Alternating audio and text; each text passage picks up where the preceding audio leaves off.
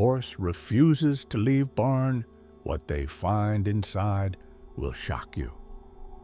The town of Meadowridge was known for its rolling pastures, rustic barns, and the faint scent of wildflowers that filled the air during the warmer months. It was the kind of place where time slowed down, where farmers waved at passing cars, and where the bond between humans and animals was sacred. The heart of this community was the Greenfield Ranch, a sprawling property home to dozens of horses, each with its own unique personality and story. Among them was Willow, a striking chestnut mare with a white blaze running down her face and eyes so expressive they seemed to hold the secrets of the world.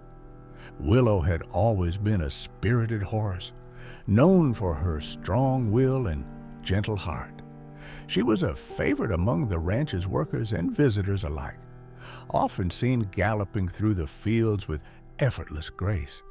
But one morning, as the first rays of sunlight crept over the horizon, something unusual happened. Willow refused to leave her stall. The barn was alive with its usual symphony of sounds, horses whinnying, the rustle of hay, and the soft clinking of harnesses. But Willow stood motionless in her stall. Her ears flicked nervously, her hooves pawed the ground, and her eyes darted toward the back corner of the barn. No amount of coaxing could get her to budge. "Come on, girl," called Sarah, one of the ranch hands, holding a lead rope and a bucket of fresh oats. "What's gotten into you today?" Willow snorted and took a step back, her muscles tense. It wasn't like her to resist. She loved her morning routine, the crisp air, and the open fields where she could stretch her legs. But today, something was different. Sarah frowned and set down the bucket. She walked into the stall and gently placed her hand on Willow's neck, feeling the rapid rise and fall of her breathing. "What's wrong, girl? You're acting spooked." Other workers noticed the commotion and gathered near the barn, curious about the mare's strange behavior. Matt, the ranch's foreman, leaned against the wooden doorframe, his face creased with concern. "She won't leave?" he asked. Sarah shook her head. "Not even for oats. She keeps looking toward the back of the barn."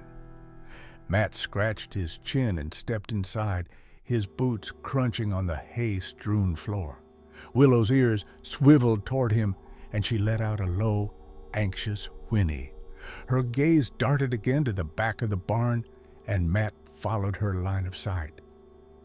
"What's back there?" he muttered. The barn's back corner was dimly lit, the sunlight from the open doors unable to reach that far. Stacks of hay bales and old equipment cast long shadows, giving the space an eerie feel. Matt grabbed a flashlight from a nearby hook and clicked it on, the beam cutting through the gloom. "Probably just a rat," said one of the younger workers, laughing nervously. "Or a raccoon." Matt didn't respond. He walked cautiously toward the corner, the flashlight's beam bouncing off the barn's wooden walls. Willow let out another whinny, this one more urgent, and stomped her hoof. "Easy, girl," Sarah said, though her voice was strained. She exchanged a worried glance with the other workers. As Matt approached the corner, the air seemed to grow heavier. The faint smell of damp wood and straw filled his nostrils. But there was something else, something subtle and metallic. He stopped in front of a large stack of hay bales and hesitated. "Help me move these," he called over his shoulder. Two workers joined him, and together they began pulling the bales aside, revealing a space that hadn't been disturbed in years. As the last bale was removed, Matt froze. His flashlight illuminated something that made his stomach drop. In the narrow crawl space between the barn's wall and the remaining hay, A small, shivering creature lay curled up. It was a dog, thin, dirty, and barely moving. Its fur was matted, and its ribs were painfully visible beneath its patchy coat. The dog's eyes flickered open, filled with both fear and exhaustion. "Dear God," Sarah whispered, covering her mouth. "How did it get in here?" Matt crouched down, his heart pounding. The dog let out a weak whimper, but didn't try to move. It was clear that it didn't have the strength to do much of anything. "Looks like it's been here a while," Matt said grimly. "We need to get it out of here now." Carefully, he reached out, speaking in a low, soothing tone. "It's okay, buddy. We've got you." The dog didn't resist as Matt scooped it into his arms. Its body was alarmingly light, and its head rested limply against his chest. As he carried it out into the sunlight, the workers gathered around, their expressions a mix of shock and pity. "Poor thing," Sarah said, gently brushing dirt from the dog's fur. "It must have gotten trapped back there." "But how did it survive?" asked one of the younger workers. Matt glanced back at Willow, who was now watching intently from her stall. "I think we have her to thank," he said. "She must have known it was there." Over the next few hours, the ranch workers focused on caring for the dog. They brought out blankets, clean water, and food, though it was clear the animal could only take small amounts at a time. Sarah called the local vet, who arrived promptly to assess the dog's condition. "It's malnourished and dehydrated, but it's a fighter," the vet said as she examined the dog. "With some care, it should make a full recovery." The workers cheered at the news, their relief palpable. Meanwhile, Willow, as though sensing the change in atmosphere, finally stepped out of her stall. She walked toward the group, her steps slow and deliberate, and stopped a few feet from the dog. The dog lifted its head weakly, its eyes meeting Willow's. For a moment, it seemed as though the two animals were communicating, a silent exchange of gratitude and understanding. "You knew all along, didn't you?" Sarah murmured, stroking Willow's neck. "You wouldn't leave until someone found it." Word of Willow's heroic instincts spread quickly through Meadowridge. People from the town began stopping by the ranch to meet the mare and hear the story of how she had saved the dog. Children brought treats for Willow, and one local artist even painted a portrait of her, which now hung in the ranch's main office.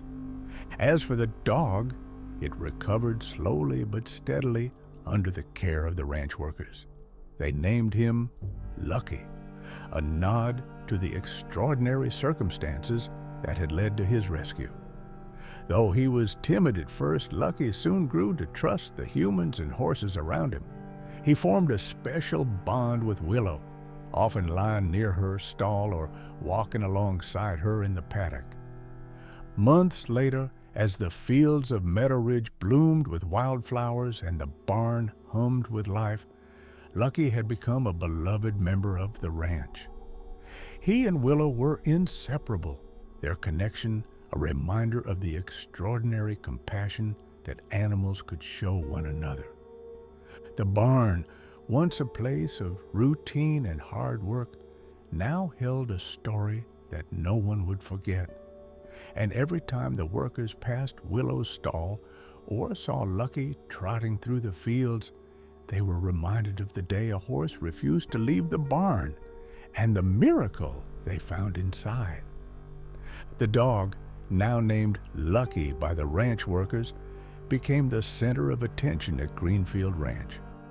His fragile state required constant care, but his gentle demeanor and resilient spirit won over everyone who came near. While Lucky's recovery was slow, he showed signs of improvement each day. The once skeletal frame began to fill out, and his dull, matted fur started to shine with a healthier glow. He spent most of his time resting on a soft bed near Willow's stall, where the chestnut mare kept a watchful eye on him. Willow's attachment to Lucky didn't waver.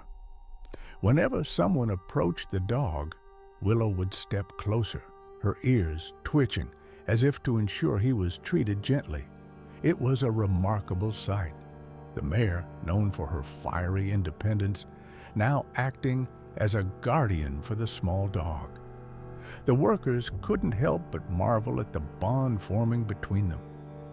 "I've never seen anything like it," Sarah remarked one afternoon, leaning on the barn door as she watched Willow nudge a stray blanket closer to Lucky with her nose.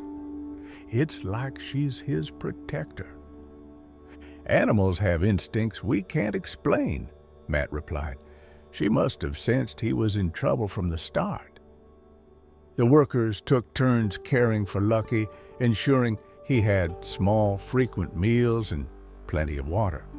The local vet, Dr. Keller, visited regularly to check on his progress.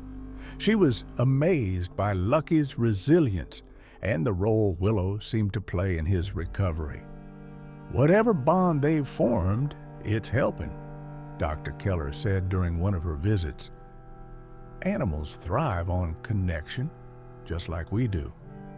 Willow's presence might be giving him the strength to fight."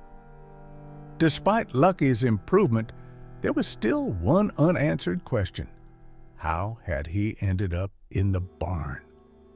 The workers speculated endlessly, each theory more far-fetched than the last. "Maybe he was abandoned," suggested Liam, one of the younger workers. "Someone left him behind, and he found his way into the barn to hide." "Or he could have gotten lost," Sarah countered. "He doesn't look like a stray.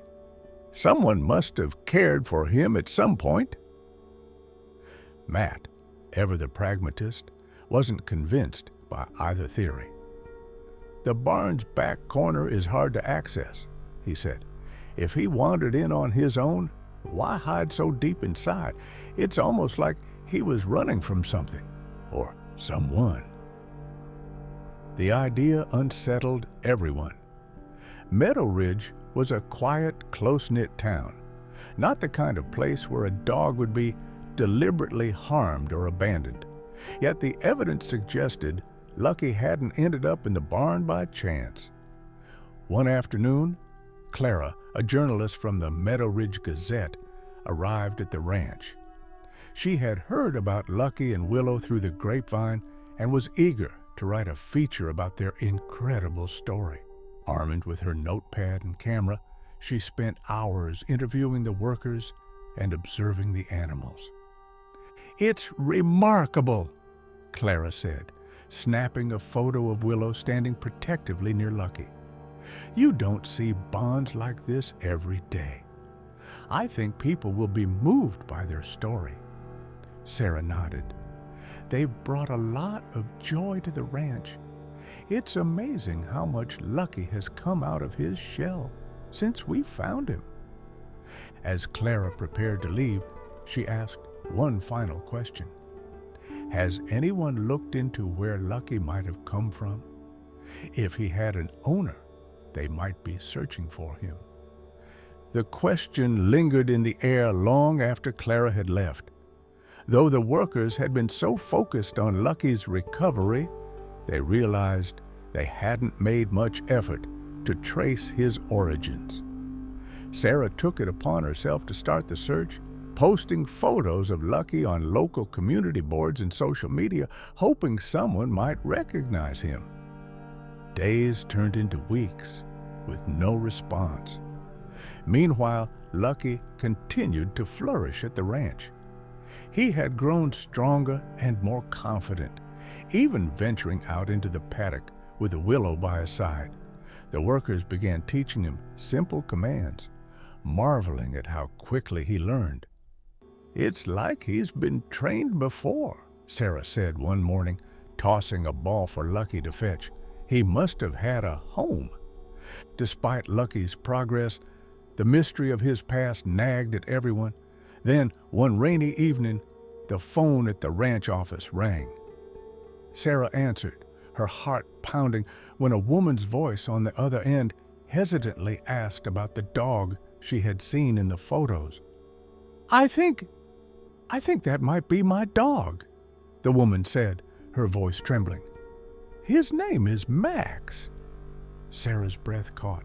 "Max? Are you sure it's him?" "I can't say for certain," the woman admitted, "but he looks just like my Max. He went missing a month ago." The woman, whose name was Elaine, explained that she lived in a town several miles away. Max had disappeared after a thunderstorm, and despite her best efforts to find him, he seemed to have vanished without a trace.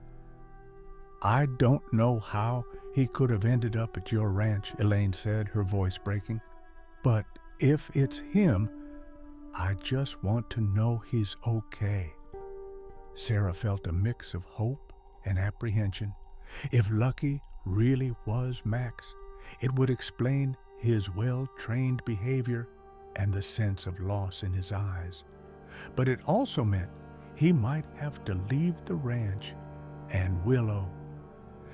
"Why don't you come see him?" Sarah suggested gently. "If it's really Max, I'm sure he'll recognize you." Elaine agreed, and they arranged for her to visit the following day.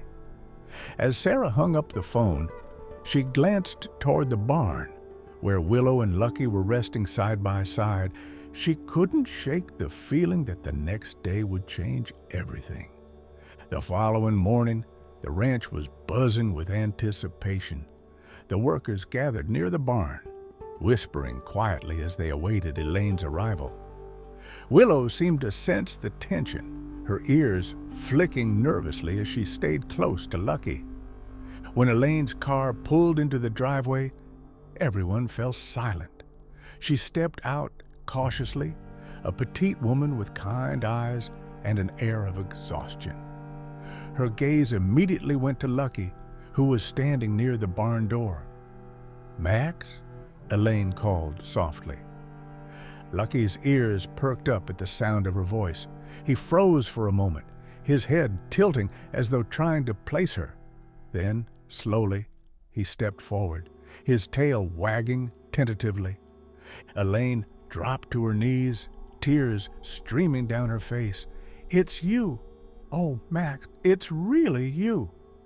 The dog broke into a run, closing the distance between them in seconds. He leapt into Elaine's arms, letting out a joyful bark as she wrapped him in a tight embrace. The workers watched in stunned silence, their emotions a mix of joy and sadness. Sarah felt tears prick her eyes as she realized the truth. Lucky, or Max, had finally been found. But as Elaine cradled Max, Willow let out a soft, plaintive whinny. The mare took a hesitant step forward, her gaze fixed on the dog who had been her constant companion. It was clear that while Max had found his way home, Willow wasn't ready to let him go. The reunion between Max and Elaine was bittersweet for everyone at the ranch. While the joy on Elaine's face was undeniable, it was impossible to ignore the mournful whinny from Willow. The chestnut mare stood a few paces away, her large, expressive eyes locked on Max. She pawed at the ground nervously, her body language a mixture of confusion and distress. Elaine, noticing the horse's reaction, looked up from Max. "Is she okay?" she asked, her voice tinged with concern. Sarah stepped forward, hesitant. "That's Willow. She's been watching over Max since we found him. It's like she knew he needed someone. They've grown very close." Elaine frowned, her hand resting gently on Max's head. "I had no idea he'd bonded with a horse." He's always been such a gentle soul, but this is incredible." Matt, standing near the barn, cleared his throat. "It's more than just a bond," he said. "Willow practically refused to leave the barn until Max was found.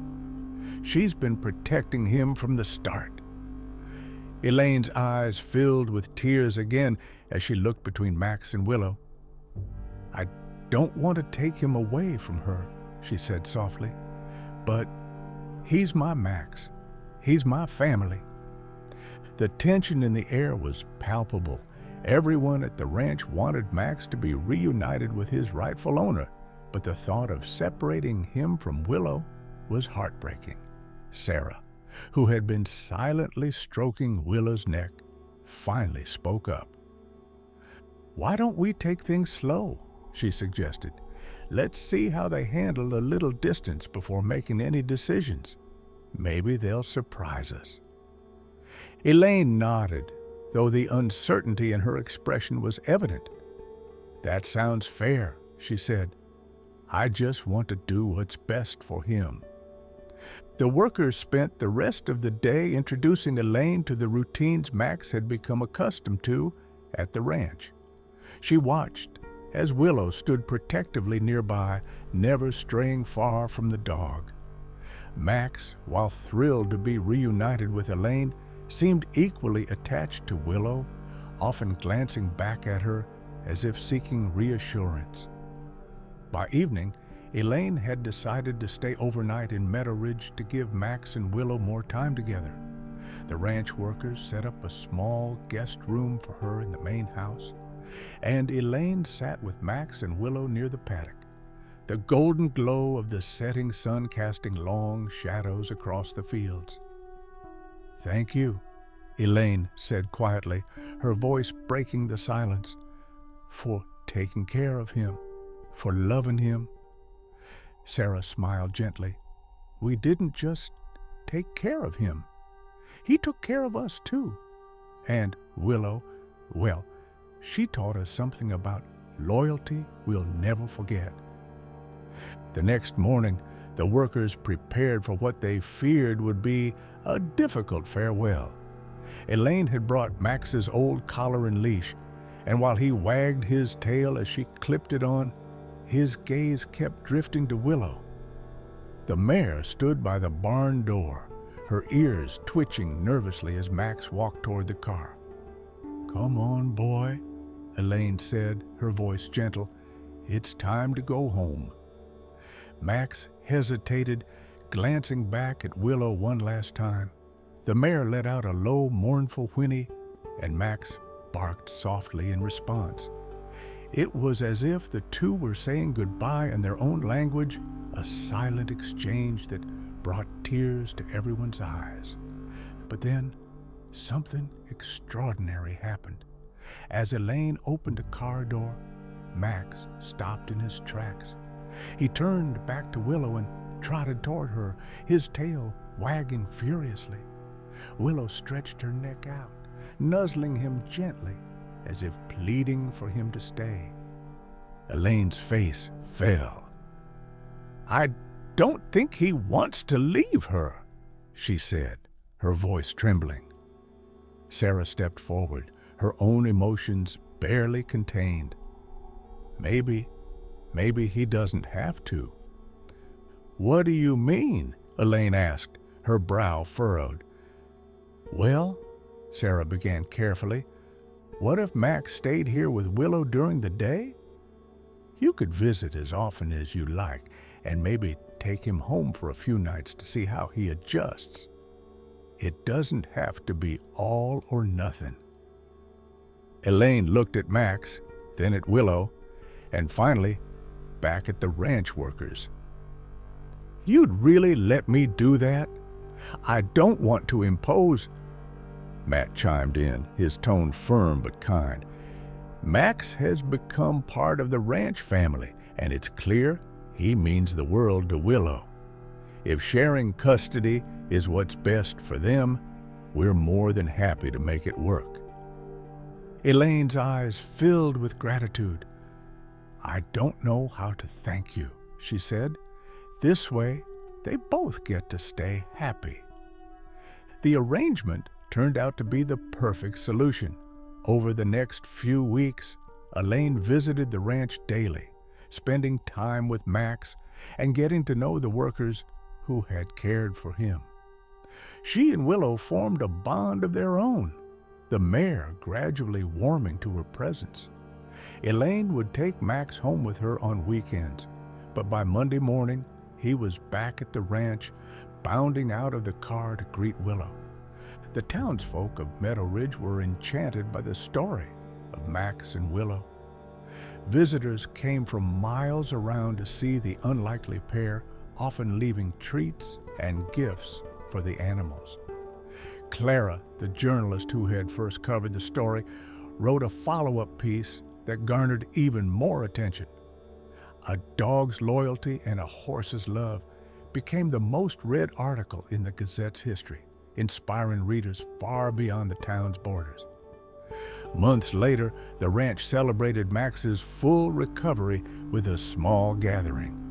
Elaine brought a cake for the workers, and the local vet brought a plaque to commemorate Willow's heroic instincts. The plaque was hung in the barn, a permanent reminder of the day a horse refused to leave and changed all their lives. As the sun dipped below the horizon that evening, Willow and Max stood together near the paddock, their silhouettes framed by the golden light. Elaine, Sarah, and the rest of the ranch workers watched from a distance, marveling at the bond between the two animals. "They're family now," Elaine said softly, "and so are we." And as the stars began to twinkle overhead, it was clear to everyone that this wasn't just a story of rescue. It was a story of love, loyalty, and the unbreakable ties that can form in the most unexpected ways.